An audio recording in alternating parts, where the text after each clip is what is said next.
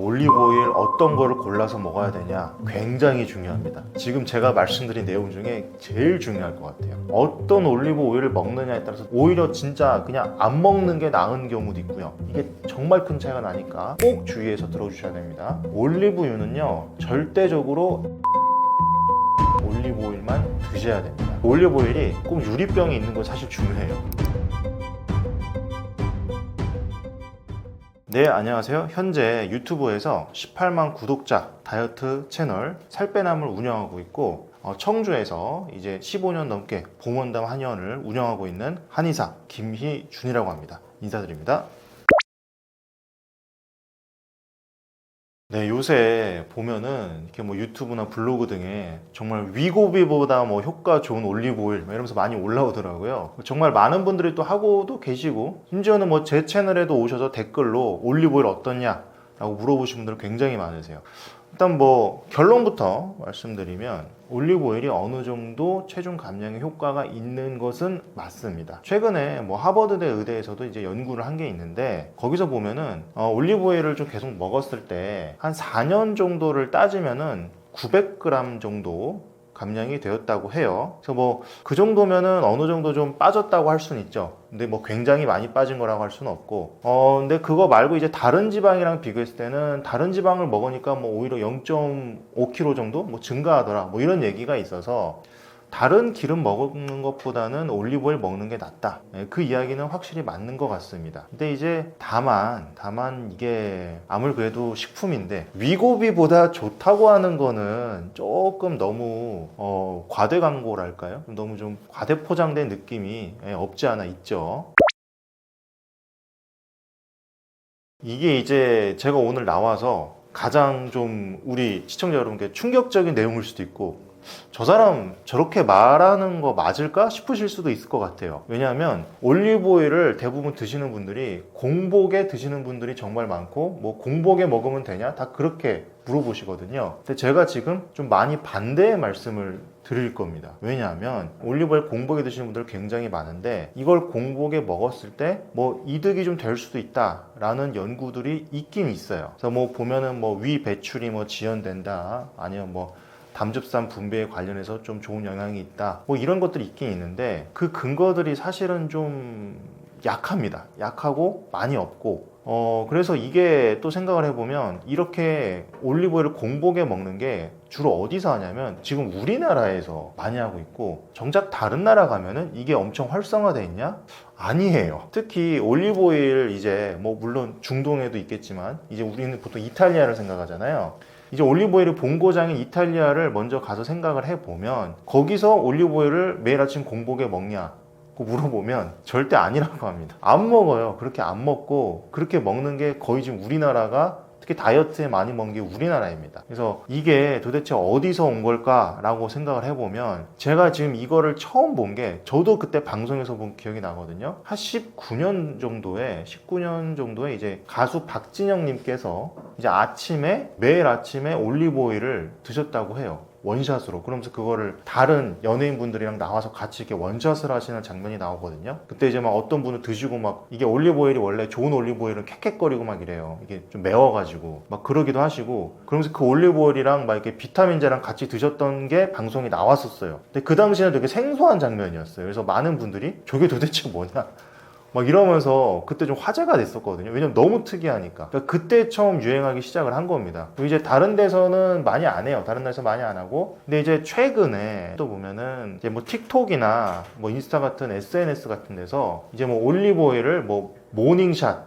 모닝 오일샷 이래가지고 드시는 분들이 있어요. 그렇게 해서 드시는 분들이 좀 있긴 있는데, 그거는 이제 좀 사실 근거가 있다기보다는 약간 틱톡에서 유행할 만한 전형적인 이 바이럴 좀 챌린지 같은 느낌? 그런 느낌이고, 또 어떤 분들이 간혹 나와서 올리브오일을 뭐 레몬 주스를 타서 드시고 이러는데, 이것도 사실 뭐가 근거가 있는 건 아니고 그냥 그분이 그렇게 하셨던 겁니다. 근데 이제 그걸 하시는 분들이 대부분 엄청 날씬한 분들이 나와서 하거든요. 그러니까 왠지 좀 그럴싸해 보이는 거죠. 그래서 그게 좀 최근에 많이 퍼진 것 같다라는 게 제 개인적인 의견이고, 개인적 의견 외에 이게 뭐 딱히 공복에 먹으면 근거가 있냐? 사실 근거는 많이 없다는 거 다시 말씀드리고, 오히려 공복에 먹었을 때 이렇게 뭐 소화하기가 안 좋아지는 느낌이거나 뭐 이렇게 소화불량이 있거나, 생각해 보시면 아침에 공복에 기름을 드시면 니글니글한 분들이 많지 않을까요? 막 토하는 분들도 있고요. 실제로 저희 환자분 중에 뭐 본인 해보셨다고 하는데 막 토할 것 같았다, 하루 종일 너무 힘들었다, 메스꺼웠다, 뭐 두통이 있었다 등등 다양한 증상이 있을 수 있거든요. 그래서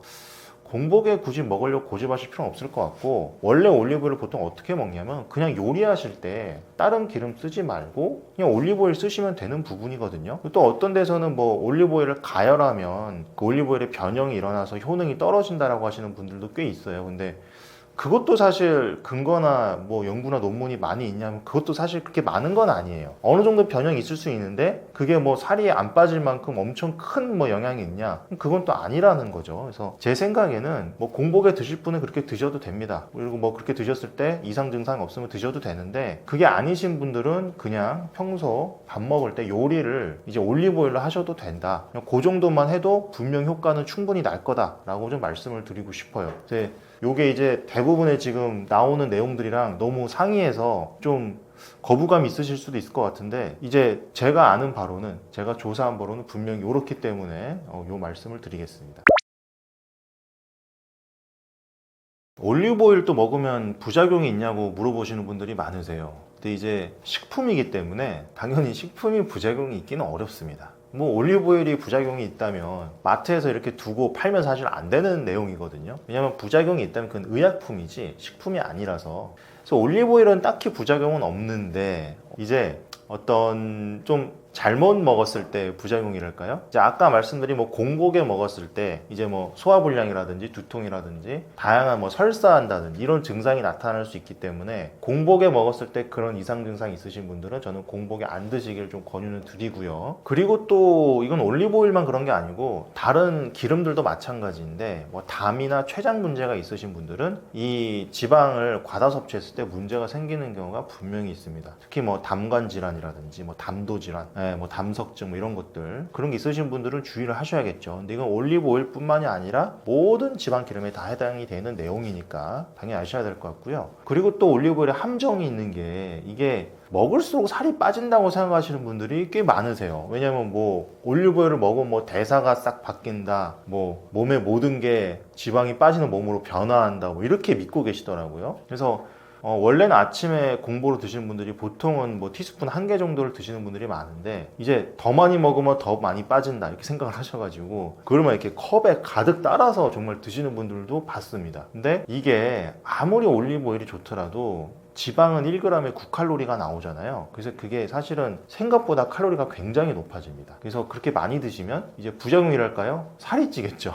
살이 찌는 부작용이 있을 수 있기 때문에 어디까지나 적당량으로 먹어야 되고, 아침에 공복으로 드실 때는 제 생각에는 1티스푼 정도, 그리고 뭐 그거를 요리에 드실 때는 그냥 다른 기름 대체하는 정도로 쓰시면 될 것 같습니다. 올리브오일 어떤 거를 골라서 먹어야 되냐 이렇게 물어보신 분들 많은데 굉장히 중요합니다. 지금 제가 말씀드린 내용 중에 제일 중요할 것 같아요. 어떤 올리브 오일을 먹느냐에 따라서 너무 천지 차이가 나기 때문에 오히려 진짜 그냥 안 먹는 게 나은 경우도 있고요. 정말 잘 골라서 먹으면 훨씬 효과가 좋고, 이게 정말 큰 차이가 나니까 꼭 주의해서 들어주셔야 됩니다. 올리브유는요 절대적으로 엑스트라 버진 올리브 오일만 드셔야 됩니다. 이게 영어로 EVOO라고 보통 이렇게 줄여서 얘기하거든요. 정말로 중요합니다. 이게 뭐냐면은 올리브 오일도 생각해보면 이게 짜서 만드는 기름이잖아요. 이제 압착을 해서 짜서 만드는 건데, 이게 첫 번째 짠 거랑 첫 번째 짜고 두 번 짜고 세 번 짜고 뭐 진짜 10번 짜고 계속 끝까지 짜내가지고 막 정말 쥐어 짜낸 거랑 다릅니다. 첫 번째 짜는 게 제일 좋아요. 이거는 우리나라도 마찬가지인 게, 우리나라도 뭐 참기름, 들기름 만들 때 첫 번째 짠 거를 제일 좋다고 보잖아요. 그래서 한 번만 짠 기름 뭐 이렇게 광고도 하고 막 그러죠. 근데 그거를 여러 번 짜면은 참기름, 들기름도 맛도 없고 이상한 거 여러분 다 아실 겁니다. 올리브 오일도 똑같습니다. 맨 처음 짠 게 품질이 가장 좋아요. 특히 뭐 이렇게 항산화 물질이 굉장히 많이 들어있거든요. 맨 처음 짠 거에. 맨 처음 짠 거 외에는 그 항산화 물질이나 그 효능 있는 물질들이 다 줄어듭니다. 거의 없어져요. 그럼 그냥 기름 먹는 거랑 똑같아지는 거죠. 올리브 오일 먹는 게 아무 소용이 없는 겁니다. 그래서 엑스트라 버진 올리브 오일 무조건 기억을 하셔야 되고, 이거를 최우선으로 보시고, 그런 다음에는 사실은 좀 비싼 올리브 오일이 아마 시중에 나와 있는 게 보이실 거예요. 그래서 마트 같은 데 가시면 이건 왜 똑같은 엑스트라 버진 얘는 이렇게 비싸지? 해서 보시면 보통 이탈리아 같은 데서 상을 타는 애들이 있습니다. 상을 타거나 어느 정도 이렇게 좀 전통이 있는 곳에서 나온 것들, 걔네들은요 좀 가격이 비싸요. 그렇게 해서 걔네들이 가격이 비싸게 나오는 겁니다. 그래서 대부분은 가격이 비싸고 엑스트라 버진이라고 써져 있을수록 사실 좋은 거라고 보시는 게 맞아요. 근데 이제 그 안에서도 뭐 매년 상 타는 곳이 다르니까 이거를 계속 뭐 일일이 추천드리긴 어렵고, 그냥 전반적으로 보셨을 때는 그냥 마트나 이런 데 가셔서 엑스트라 버진부터 찾으시고, 그 다음에 좀 비싼 게 좀 더 나을 수 있겠다라는 생각을 하셔야 됩니다. 이게 비싼 게 이유가 있습니다. 보통 상을 타거나 한 거기 때문에. 그리고 이제 세 번째는 그 올리브오일이 꼭 유리병에 있는 건 사실 중요해요. 왜냐면 어떤 기름이든지 그런데 유리병에 있어야 되고, 색깔이 약간 보시면 그게 약간 불투명한 느낌? 약간 뭐 녹색이나 갈색 느낌이잖아요. 그게 빛이 많이 들어오면은 이게 산패되거나 좀 이렇게 문제가 생기거든요, 기름에. 그래서 그런 병에 들어가 있는 거고, 저는 개인적으로 플라스틱 병을 선호하지 않는 게, 플라스틱은 아무래도 냄새가 좀 배더라고요. 이 유리는 거의 반응을 안 하니까 냄새가 거의 배질 않습니다. 그래서 저는 유리병을 선호한다는 점 말씀드려서, 첫 번째 엑스트라 버진 꼭 기억하시고, 두 번째 비싼 건 이유가 있다, 세 번째 유리병 꼭 주의하시고, 네 번째 그럴 리는 없을 텐데 유리병이 투명한 건 절대 고르지 마셔라 라고 말씀드리고 싶어요.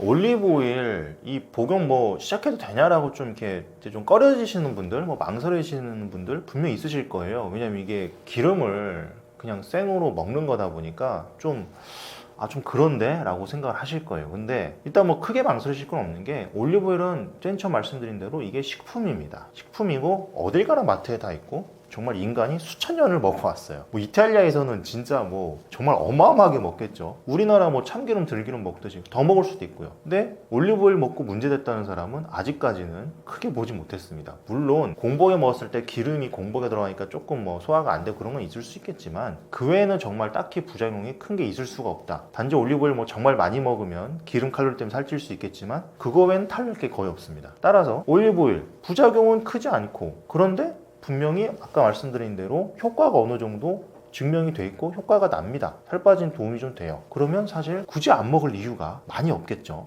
왜냐하면 득은 있는데 실은 생각보다 많이 거의 없으니까. 그래서 올리브오일 만약 생각해보고 있으셨다면 뭐 지금 당장 가셔서 사셔가지고 뭐 아침에도 뭐 공보로 드실 수 있는 분은 한번 드셔보시고, 분들은 그냥 평소 요리할 때 기름으로 쓰셔도 될 것 같습니다.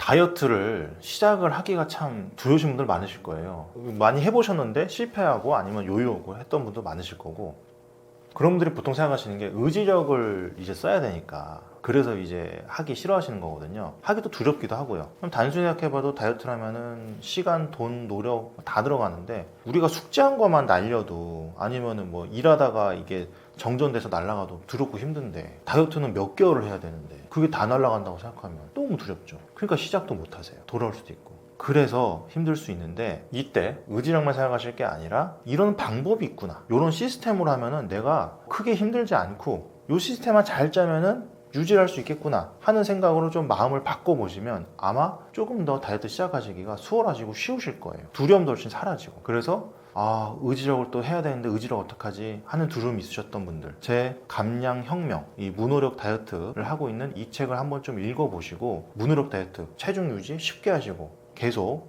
이게 유지를 하셨으면 좋겠고요.